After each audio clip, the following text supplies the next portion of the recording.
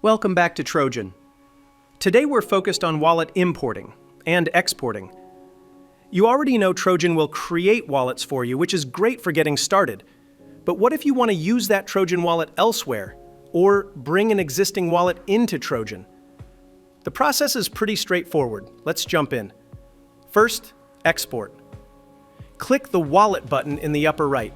You'll see your list of Trojan-generated wallets.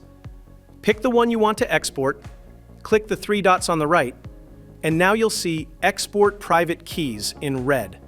Click that. Really quick, let's pause. Private keys are private.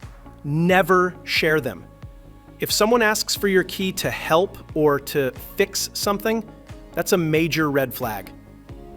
Back to it, let's copy the key, then paste it into your external wallet app, like Phantom, or wherever you manage external wallets. Every wallet app looks a little different.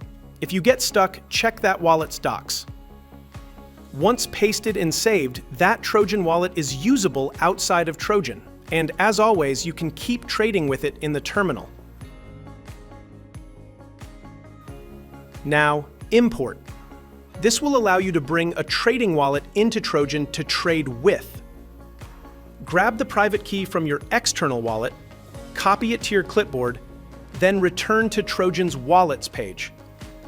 Click Import Wallet, paste the private key into the private key field, and hit Import Wallet.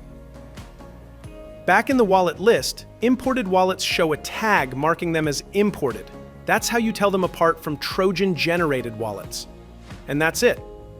Like we said, straightforward. Just remember to keep those private keys safe.